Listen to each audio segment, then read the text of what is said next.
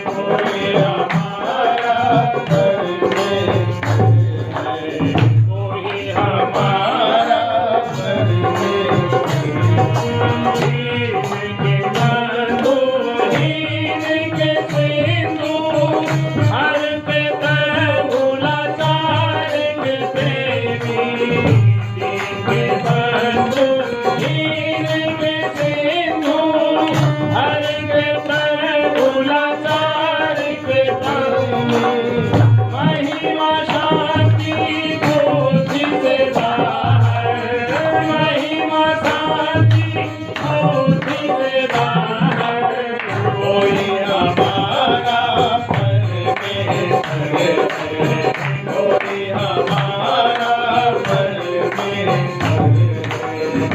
आओ प्यारो शरण मसीह की, आओ प्यारो शरण मसीह की, कोई हमारा परमेश्वर है, कोई हमारा परमेश्वर है।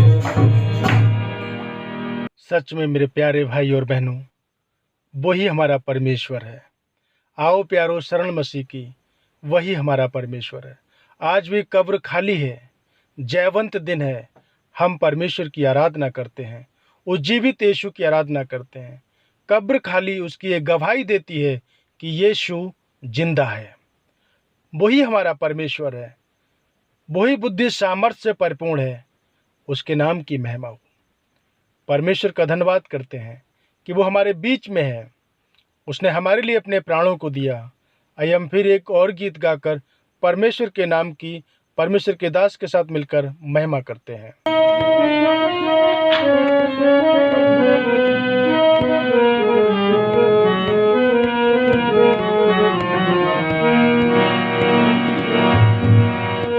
महिमा की आशा यीशु प्रभु है, कोई जोग में रहता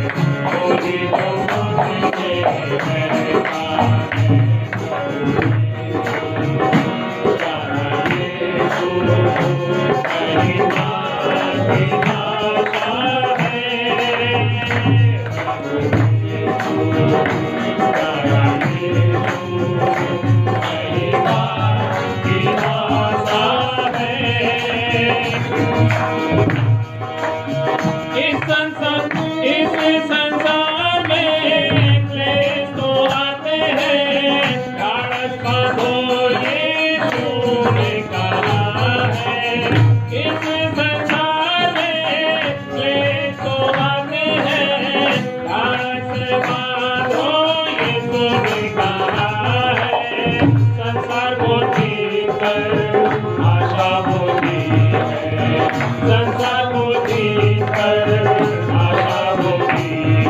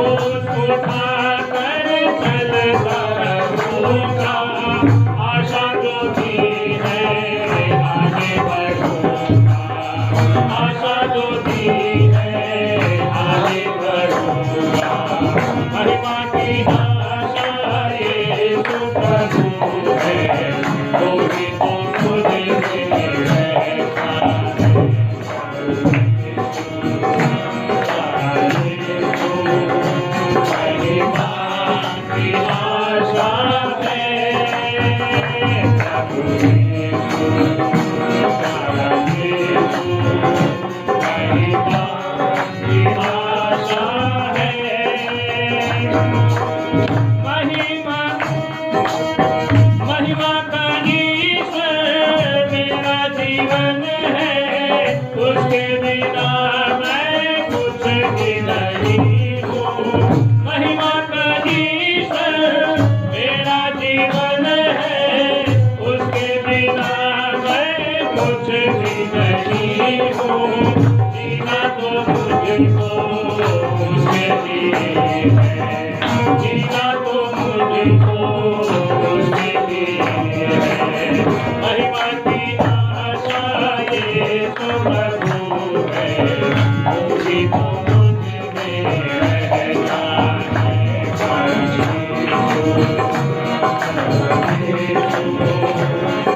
की आशा है प्रभु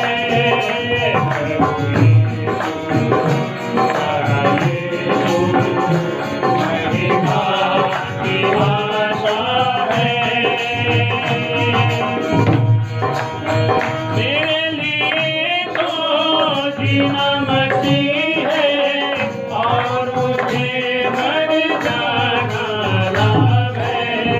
मेरे लिए तो जीना मसीह है, और मुझे मर जाना लाभ है। उसे पता रहूं बहुत अच्छा है, उसे पता रहूं बहुत अच्छा है। महिमा की आशा यीशु प्रभु है, वही तो मुझ में रहता है।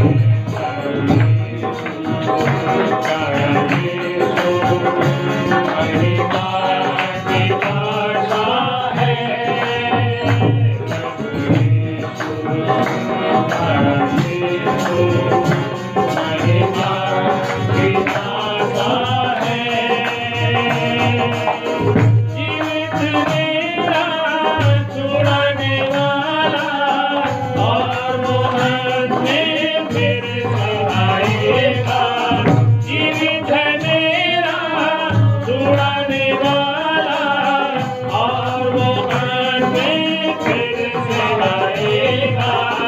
परमेश्वर का मैं दर्शन करूँगा, परमेश्वर का मैं दर्शन करूँगा। महिमा की आशा यीशु प्रभु है, वही तो मुझ में रहता है।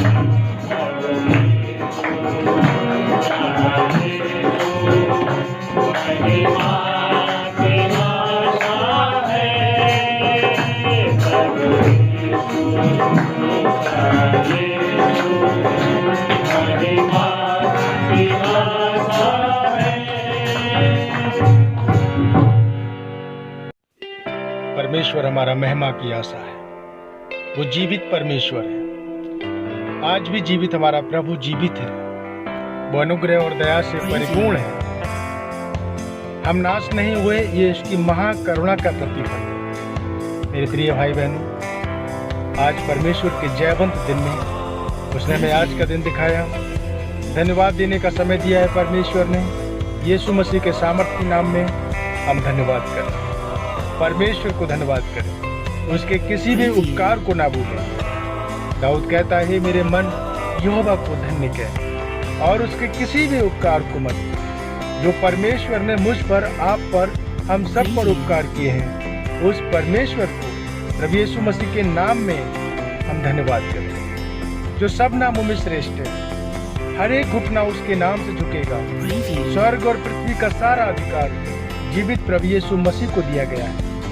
उसके नाम से हम अपने घुटनों को टेककर उसके किए गए उपकारों के लिए आइए हम धन्यवाद करते हैं और देखते हैं कि परमेश्वर के वचन में उसने हमारे लिए धन्यवाद की किस रीति से हमें धन्यवाद करना है। आइए हम परमेश्वर के वचन से, क्योंकि सच है परमेश्वर ने हमसे बेहद प्रेम किया है और परमेश्वर का वचन कहता है ये उसकी करुणा का महान करुणा का प्रतिफल है कि हम नाश नहीं हुए। ये हमारी धार्मिकता नहीं है, ये हमारा प्रार्थना करना नहीं है, ये हमारा दान देना नहीं है, बल्कि ये वो चीज़ है जो परमेश्वर की ओर से प्रेम है। ये परमेश्वर का प्रेम है जिसके द्वारा हम और आप जीवित हैं। ये उस परमेश्वर की महान करुणा का प्रतिफल है। हम उस परमेश्वर के लिए धन्यवाद करने के लिए आए हैं, उसके उपकारों को याद करने के लिए आए हैं कि परमेश्वर ने किस रीति से हमारे लिए जीवन दिया है। हम परमेश्वर को क्या दे रहे हैं, क्या देते हैं परमेश्वर के लिए, कैसा लगाव है हमारा परमेश्वर के प्रति, कितना हमारा समर्पण है प्रभु के लिए, और परमेश्वर के लिए हम कितना धन्यवादी हैं। हर दिन जब हम परमेश्वर की उपस्थिति में आते हैं, परमेश्वर के मेज के सामने आते हैं, तब हम लोगों का यही रहता है कि हम लोग परमेश्वर की आराधना करें, उसको धन्यवाद करें, उसकी स्तुति करें। इसलिए ही तो परमेश्वर ने हमें और आपको बनाया है। इसलिए तो उसकी इच्छा थी कि वो मनुष्य को बनाकर उससे वो अपनी आराधना ले। सारी सृष्टि को रचने के बाद परमेश्वर ने मनुष्य को बनाया कि मनुष्य उसकी आराधना करे, उसको खोजे और परमेश्वर उसको मिल जाए, उसकी आराधना करें, उसका धन्यवाद करें।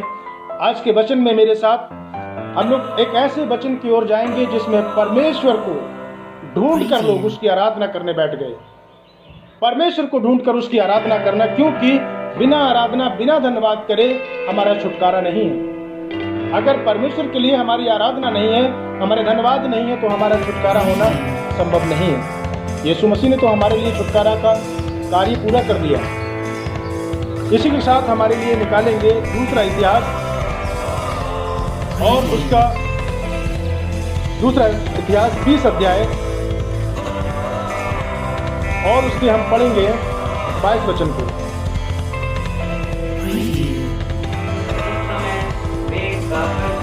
करने लगे। उसी समय यहोवा ने अम्मोनियों, मोआबियों और सेईर के पहाड़ी देश के लोगों पर जो यहूदा के विरुद्ध आ रहे थे, घातकों को बैठा दिया और वे मारे गए। परमेश्वर के नाम की स्तुति और महिमा हो। परमेश्वर का वचन कह रहा है 21 में जब नीचे हम पढ़ेंगे तो लिखा हुआ है कि यहोवा का धन्यवाद करो, क्योंकि उसकी करुणा कैसी है, सदा की उसकी करुणा है।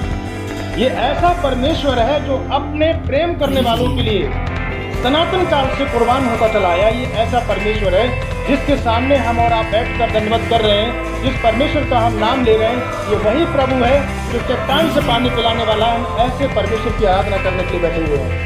ये वही परमेश्वर है जो अपने लोगों के लिए सूखी भूमि पर होकर लेकर आया। ये ऐसा प्रेम करने वाला परमेश्वर है जो रात को तो परमेश्वर रोशनी बनकर चलता था, उजाला बनकर चलता था, और दिन में लोगों को धूप ना लगे उसके, इसलिए उनके ऊपर वो छाया बनकर चलता था। क्या हमें ऐसे परमेश्वर की आराधना गहराई के साथ नहीं करना चाहिए? क्या ऐसे परमेश्वर की हमें स्तुति गहराई के साथ नहीं करना चाहिए? मेरे प्रियजनों, परमेश्वर का वचन यहाँ पर हम पढ़ते हैं कि यहोशापात एक परमेश्वर का व्यक्ति है जो कि राजाओं के द्वारा घिरा हुआ है। जैसे आज हम बहुत सारी बीमारियों में घिरे हुए हैं, बहुत सारी परेशानियों में घिरे हुए हैं, आक्रमण पर आक्रमण हो रहे हैं, लेकिन परमेश्वर के सामने जब उसने खोजा परमेश्वर के लिए, परमेश्वर को उसने ढूंढा, और इसके लिए हम पढ़ेंगे 20 का 2 वचन, दूसरा इतिहास 20 उसका 2 वचन को। तब लोगों ने आकर यहोशापात को बता दिया, काल के पास से एदोम देश की ओर से एक बड़ी भीड़ तुझ पर चढ़ाई कर रही है। इससे पहले वो परमेश्वर को नहीं ढूंढ रहा है, लेकिन जब उसने देखा कि एक बहुत बड़ी भीड़, एक बहुत बड़ा संकट मेरी ओर चला आ रहा है, तब उसने क्या करा, पढ़े। और देव को हसार को तामार तक जो ऐन गदी भी कहलाता है पहुंच गई है। तब यहोशापात डर गया और यहोवा की खोज में लग गया और पूरे यहूदा में उपवास का प्रचार करवाया। पूरे यहूदा में, पूरे देश में उपवास का प्रचार करवाया। डर गया और वो परमेश्वर को खोजने लगा। आगे जब हम पढ़ेंगे उसकी आराधना करने के लिए खोजने लगा। फिर वो 20 वचन में, अगर हम 20 के 20 वचन में पढ़ते हैं तो यहोशापात क्या कहता है कि बड़े सवेरे उठकर तकोआ के जंगल को निकल गया, और चलते समय यहोशापात ने खड़े होकर कहा, हे यहूदियों, हे इजराइलियों, हे यरूशलेम के निवासियों, मेरी सुनो, अपने परमेश्वर यहोवा पर विश्वास रखो, तब तुम स्थिर रहोगे, और उसके नबियों की प्रतीति करो। और जब हम नीचे पढ़कर आते हैं तब सब लोग मिलकर उसकी आराधना करने लगे, परमेश्वर को दंडवत करने लगे, परमेश्वर को धन्यवाद करने लगे। और जब हम परमेश्वर की आराधना, परमेश्वर को धन्यवाद करते हैं, उसके उपकारों की याद करके उसका धन्यवाद करते हैं, परमेश्वर हमारे लिए छुड़ाने के लिए रास्ते निकाल देता है, तब परमेश्वर हमारे लिए छुटकारा बनकर हमारे सामने खड़ा होता है। ये जिस मेज के सन्मुख हम लोग बैठे हुए हैं, ये हमारे लिए छुटकारे का प्रतीक है। ये परमेश्वर यीशु मसीह ने हमारे लिए छुटकारे का प्रतीक हमें दिया है कि मेरी याद में तुम ये मेज लगाया करो, जब जब तुम इकट्ठे हुआ करो। ये धन्यवाद देने का हमारे लिए विषय है कि हमारा छुटकारा देने वाला हमारा परमेश्वर, जब हमने उसे पुकारा, और लिखा है कि जिस समय 22 वचन में कि जिस समय वो लोग स्तुति करने लगे, जिस समय वो परमेश्वर को धन्यवाद करने लगे, तब परमेश्वर ने लोगों से उसका क्या करा, छुटकारा दिया। इस बात को बाइबल बताती है, परमेश्वर का वचन बार बार बताता है कि जब जब लोगों ने परमेश्वर के भवन में आकर उसका धन्यवाद किया, अपनी परेशानी से छुटकारा पाया। जब जब परमेश्वर के लोगों ने आकर अपनी विपत्तियों में परमेश्वर को पुकारा, उसकी आराधना की, तब तब परमेश्वर ने उनको छुटकारा दिया। ये ऐसा महान परमेश्वर है। हमें उसके सन्मुख आकर दंडवत करना है, अपने निवेदन प्रार्थना धन्यवाद के साथ परमेश्वर के सन्मुख लेकर आना है। परमेश्वर की उपस्थिति में मेरे साथ निकालेंगे भजन संहिता 68 और उसका 19 से 26 तक पढ़ेंगे। 26 वचन पढ़ेंगे पहले। सभाओं में परमेश्वर का हे इस्राएल के टुकड़े से निकले हुए लोगों प्रभु का धन्यवाद करो। हे इस्राएल के निकले हुए लोगों, जिस जगह से परमेश्वर ने हमें निकाला है, हमें जिस पाप की गंदगी में से हमें निकाला है, तो हमें अपने परमेश्वर का क्या करना चाहिए, धन्यवाद करना चाहिए। ज्यादा से ज्यादा हमें अपने प्रभु की स्तुति करना चाहिए, उसके कामों के वर्णन करना चाहिए, उसकी महानता का वर्णन करना चाहिए, और अपने जीवित परमेश्वर का, अपनी चट्टान का, जो हमें जिलाने वाला परमेश्वर है, जिसने हमें क्रूस पर चढ़कर हमें मृत्यु से बचा लिया, उस परमेश्वर का हमें क्या करना चाहिए, धन्यवाद करना चाहिए। ये वो हमारा परमेश्वर है जो हमें हमेशा छुटकारा देता है, हमारे बीच में डेरा डालने वाला परमेश्वर है।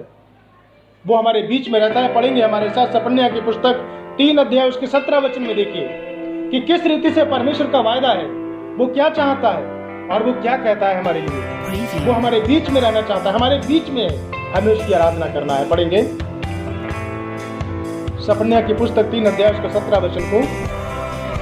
तेरा परमेश्वर यहोवा तेरे बीच में है। तेरा परमेश्वर जिसने तुझे छुड़ाया है, जिसने तुझे मौत के बंधन में छुड़ाया है, जिसने मुझे छुटकारा दिया है, वो परमेश्वर कहाँ है, हमारे बीच में है। वो हमारे बीच में लगाया हुआ है, उसकी याद में हमारे लिए मेज लगाई गई है। वो परमेश्वर हमारे बीच में है, वो छुटकारा देने वाला प्रभु हमारे बीच में है। आगे पढ़ेंगे।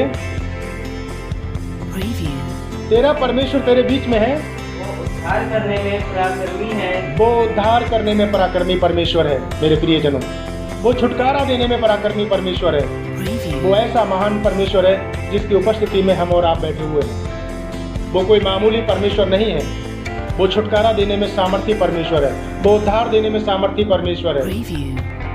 और तुम्हारे कारण क्या होगा, वो तेरे कारण आनंद से मगन है। वो हमारे कारण आनंद बनाता है। प्रियजन, जब हम उसकी आराधना करते हैं, परमेश्वर भी आनंदित हो जाता है। वो मेरे और आपकी आराधना के कारण आनंदित होता है, क्योंकि वचन में लिखा हुआ है कि जो परमेश्वर का धन्यवाद करता है, जो धन्यवाद की बलिदान चढ़ाता है, वो उसकी महिमा करता है।